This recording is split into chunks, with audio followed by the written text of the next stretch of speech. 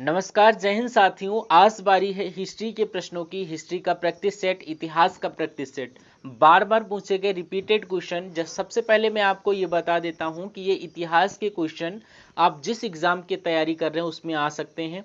बिल्कुल unique question practice, यानी कि प्रीवियस ईयर प्रैक्टिस सेट से क्वेश्चनों को छांट छांट कर मैंने यहाँ पर इन्वॉल्व किया है।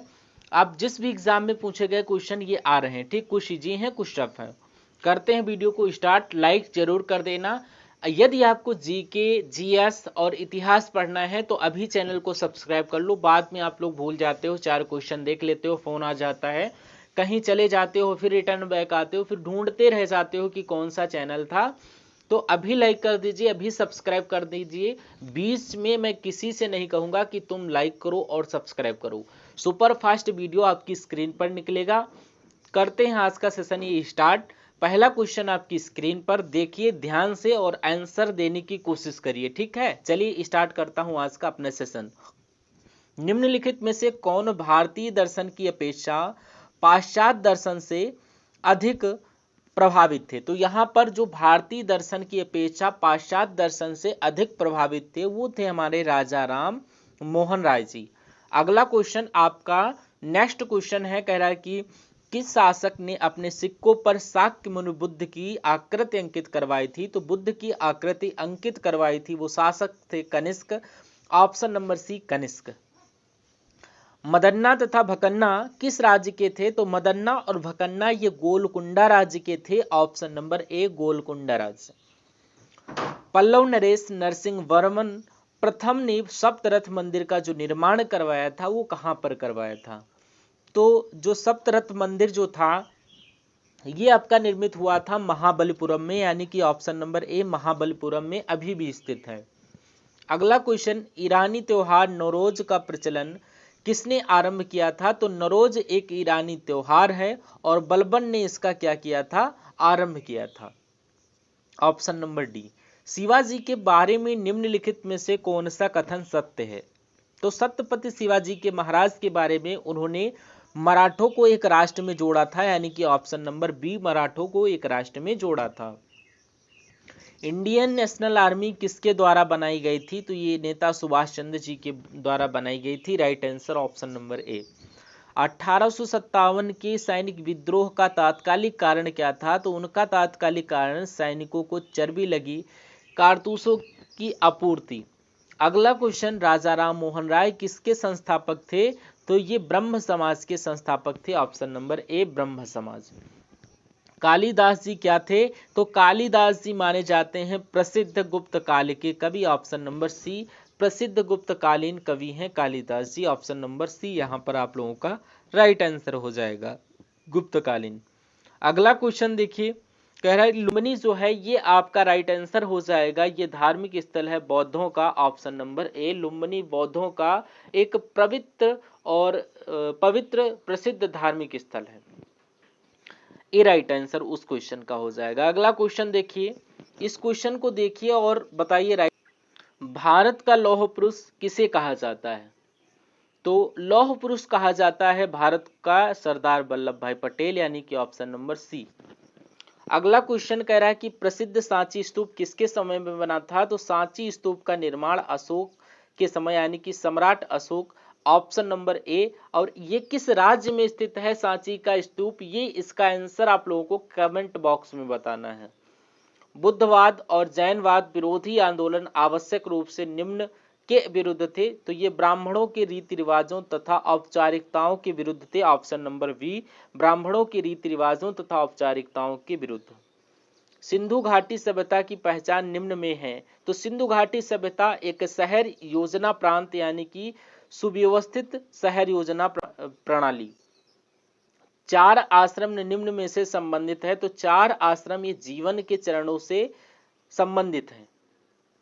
निम्न में से किसके प्रयासों से 1856 ईस्वी में विधवा पुनर्विवाह अधिनियम पारित हुआ था? तो विधवा पुनर्विवाह अधिनियम ये ईश्वर चंद्र विद्यासागर के प्रयासों से पारित हुआ था। Option number A correct answer हो जाएगा। भारत में अंग्रेजी शिक्षा के परिचय के लिए मुख्य रूप से कौन उत्तरदायी है? तो Lord Macaulay. Option number D इस क्वेश्चन का करेक्ट आंसर हो जाएगा। भारतीय राष्ट्रीय कांग्रेस का पहला अध्यक्ष कौन था तथा सबसे पहले उसे कब बनाया गया था? तो भारतीय राष्ट्रीय कांग्रेस का पहला अध्यक्ष डब्ल्यू.सी. बनर्जी 1885, यानी कि ऑप्शन नंबर कौन सा हो जाएगा? बनर्जी इसका राइट आंसर हो जाएगा। यहाँ पर डब्ल्यू.सी. बनर्जी कर लेना, बाकी right answer option number C यानी कि डब्ल्यू.सी. बनर्जी। अगला क्वेश्चन आपकी स्क्रीन पर देखिए मेरे भाई, टीपू सुल्तान के शासनकाल के दौरान मैसूर की राजधानी क्या थी? ये राजधानी थी आपकी श्रीरंगपट्टनम, ऑप्शन नंबर सी इसका करेक्ट आंसर हो जाएगा। अगला क्वेश्चन, हर्षवर्धन के राज्यकाल में एक बड़े बौद्ध मठ की स्थापना कहाँ हुई थी? तो एक नालंदा में बहुत बड़ा बौद्ध मठ स्थापित किया गया था। दीन ए इलाही निम्न का नाम था, तो ये एक धर्म था, ऑप्शन नंबर सी दीन ए इलाही। ठीक, option number B. Jama Masjid किसने बनवाई है? तो प्रसिद्ध जामा मस्जिद शाहजहां के द्वारा बनवाई गई है, ऑप्शन नंबर सी। अगला क्वेश्चन, स्वतंत्रता के बाद भारतीय लोकतंत्र के समक्ष चुनौती क्या थी? तो यहाँ पर मुख्य चुनौती जो थी शांति को बनाए रखना, ऑप्शन नंबर सी शांति को बनाए रखना। भारतीय इतिहास का ऐसा पहला शासक किसे माना जाता है जिसके पास स्थायी सेना थी? तो भारतीय इतिहास का पहला शासक था बिंबिसार, जिसके पास स्थायी सेना थी, option number D. Black pagoda के नाम से कौन सा मंदिर विख्यात है? तो ये कोणार्क मंदिर, याद रखिएगा, ऑप्शन नंबर ए। अगला क्वेश्चन देखिए यहाँ पर, धर्म परिवर्तन के बावजूद हिंदुओं को अपने पैतृक संपत्ति से हिस्सा दिलाने का कानून किस गवर्नर जनरल के शासनकाल में पारित हुआ था? तो राइट आंसर हो जाएगा विलियम बेंटिक के शासनकाल में, ऑप्शन नंबर बी। ठीक, अगला क्वेश्चन है, कह रहा है कि अकबर ने सर्वप्रथम वैवाहिक संबंध राजपूतों के किस ग्रह से स्थापित किया? तो ये या फिर किस घराने से स्थापित किया? तो अकबर ने जो कछवाओं से सबसे पहले यानी कि वैवाहिक संबंध स्थापित किया था, ऑप्शन नंबर डी। दक्षिण भारतीय शासक जिसने राज्य में रेशम उत्पादन को कृषि उद्योग के रूप में प्रविष्ट किया था, तो ये आपके थे हैदर अली, जिन्होंने राज्य में रेशम उत्पादन को कृषि के रूप में उद्योग को प्रविष्ट किया। नेहरू गांधी के विचार नहीं मिलते थे, ये भारत के औद्योगिकीकरण पर नहीं मिलते थे, ऑप्शन नंबर सी। अगला क्वेश्चन, बुलंद दरवाजा का निर्माण किसने करवाया था? तो इसका निर्माण, ठीक। अगला क्वेश्चन देखिए यहाँ पर, कह रहा है कि निम्नलिखित में से किस धार्मिक पंथ के अनुयायी दिगंबर और श्वेतांबर के रूप में दो भाग में विभाजित हुए? तो ये आपके जैन धर्म हो जाएंगे। ठीक, महात्मा गांधी जी ने पहली बार सत्याग्रह कहाँ स्थापित किया गया था? सबसे पहले वो था चंपारण में, यानी कि option number B Champaran right answer हो जाएगी। महात्मा गांधी ने दांडी मार्च स्थापित किया था स्टार्ट किया था, तो ये नमक कानून को तोड़ने के लिए ही दांडी मार्च की स्टार्टिंग की थी इन्होंने। ठीक, अगला क्वेश्चन देखिए, अलीपुरम बम कांड में कौन शामिल थे? तो यहाँ पर जो अलीपुर जो बम कांड था उसमें अरविंद घोष जी शामिल थे। ठीक, अगला क्वेश्चन देखिए यहाँ पर, खुदाई खिदमतगार में जो आंदोलन हुआ था वो किसने शुरू किया था? तो ये अब्दुल गफ्फार खान के द्वारा स्टार्ट किया गया था, ऑप्शन नंबर ए। चंगेज खां के अधीन मंगोलों ने भारत पर आक्रमण किसके शासनकाल में किया था? तो ये इल्तुतमिश के समय भारत पर आक्रमण किया था, ऑप्शन नंबर बी। अगला क्वेश्चन, हंटर आयोग की नियुक्ति किस राज्य या किसकी जांच के लिए की गई थी?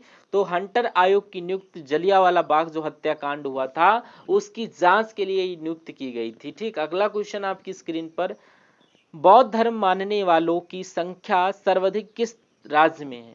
तो बौद्ध धर्म को मानने वाले ये महाराष्ट्र राज्य में सबसे ज्यादा हैं।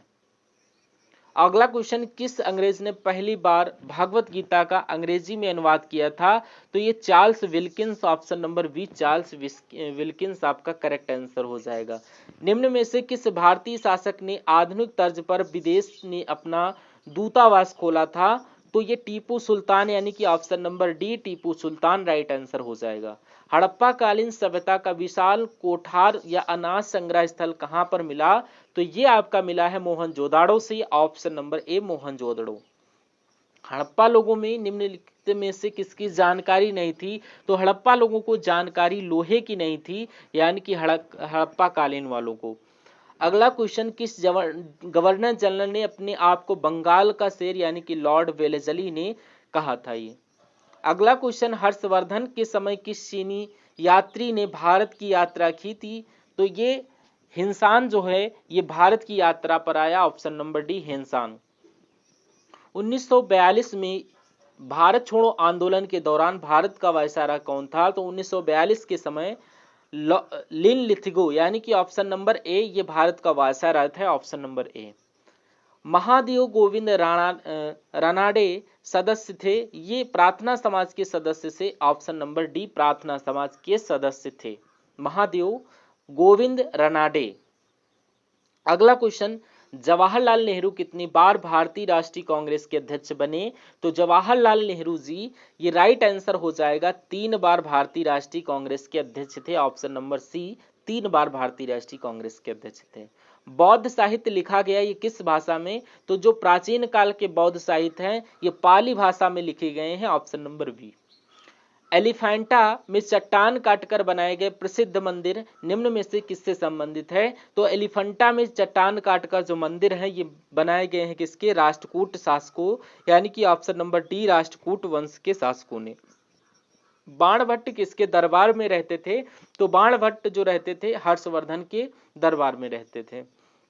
इस्लाम धर्म की स्थापना कब हुई? तो ये 7वीं शताब्दी में, यानी कि ऑप्शन नंबर ए। निम्नलिखित में से किसके वायसराय कॉल में रोलेक्ट एक्ट को पास किया गया था? तो ये जो पास किया गया था चैम्सफोर्ड के, यानी कि option number B Lord Chelmsford के कार्यकाल में। आईन अकबरी किसकी जो रचना है? आईन अकबरी की रचना अबुल फजल ने की थी, ऑप्शन नंबर सी। भारत छोड़ो आंदोलन किस शहर से स्टार्ट हुआ था? तो प्रसिद्ध भारत छोड़ो आंदोलन ये स्टार्ट हुआ था बंबई या मुंबई से, ऑप्शन नंबर ए। वर्तमान में मुंबई इसको कहते हैं, पहले बंबई थी। तो आज के सेशन में टॉप इतने क्वेश्चन आपके लिए गए थे जो कि हमने प्रीवियस ईयर प्रैक्टिस सेट से वहां से इन्वॉल्व किया था, क्वेश्चनों को उठाकर पीपीटी में यूज किया था, जिसमें आपके important question, easy question, miscellaneous question को शामिल किया गया है। तो आप लोग इस सीरीज को टिल एंडिंग तक जरूर देखिएगा, क्योंकि मैं यहाँ पर 2000 प्रश्नों की श्रृंखला इंपॉर्टेंट क्वेश्चन को लेकर आ रहा हूँ पार्ट वाइज। तो आई होप आप सभी लोग इतना वर्क करेंगे। तो एक बार पुनः इस क्वेश्चंस को रिपीट कर लेना, मोस्ट इंपॉर्टेंट क्वेश्चन है एग्जाम के पॉइंट ऑफ व्यू से। तो वेट करिएगा इसके पार्ट नंबर 2 का। तब तक के लिए जय हिंद, वंदे मातरम। Thank you for watching this session.